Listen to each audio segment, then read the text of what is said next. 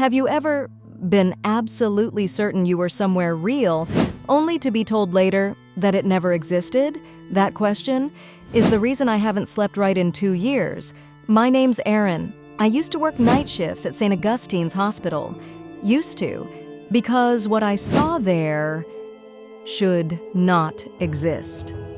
It happened on a Tuesday night, midnight shift. The halls were quiet, the kind of quiet that feels too heavy for a hospital. I was doing my rounds when my pager buzzed. Beep, beep, ward 6A. That was strange. I knew this building inside out. We didn't have a 6A. We had floors 1 through 5, and floor 6 was the ICU. No extra ward. I thought it was a mistake. But I went toward the back elevators anyway. The further I walked, the dimmer the lights became. The air felt thicker. And there it was. A rusted sign, crooked on the wall. The paint flaking away like dead skin. It read, Ward 6. The hallway beyond was wrong. Dim, with lights flickering every few seconds. The smell hit me next. Hospital antiseptic, yes, but mixed with something sweet, sickly, rotten. I stepped inside. Silence. No hum of machines. No footsteps. No voices over the intercom. Just the faint, wet sound of breathing. Beds lined the walls. Every bed was occupied.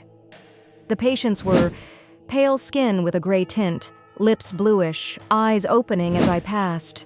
Not blinking, just watching. The man in the first bed whispered, "You're late."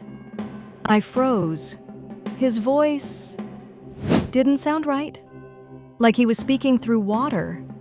The light overhead flickered, and for a split second, his mouth stretched far too wide, the corners split open, teeth small and too many, like the legs of a centipede. Then he was normal again. I turned to leave, but the hallway behind me was gone. It wasn't the way I came in.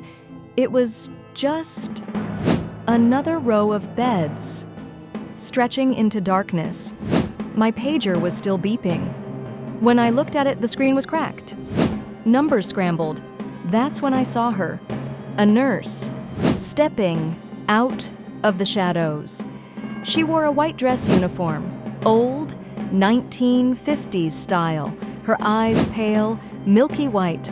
Her smile didn't move her face. It was like someone had painted it on. "We're so glad you're here," she said. "You'll be taking care of them now." She handed me a clipboard.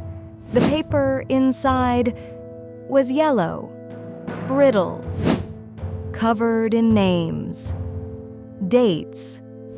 And there, halfway down the page, was my name. Date of death. That night. The clipboard hit the floor. I ran. Room after room. Each worse than the last. In one, bodies piled together. Not dead. Not alive. Breathing shallow. Mouths opening and closing, like fish gasping for air. On the walls, their shadows moved, independently, like they had minds of their own. Finally, I burst through double doors and collapsed.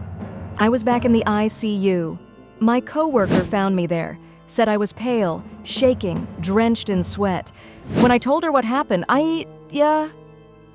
She laughed nervously. "We don't have a Ward 6A, Erin. We never have." The next night, my supervisor called me into her office. Her voice was low, her eyes tired. "Don't talk about that floor again," she said. "You're not the first to find it, but you're the first to come back. I quit that week. But sometimes I wake up in the middle of the night, heart racing, and I smell it. That same mix of antiseptic and rot. My phone lights up.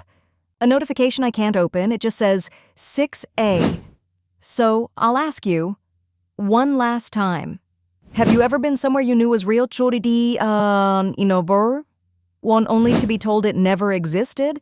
If you ever see that crooked, rusted sign, don't go inside. Subscribe if you want more.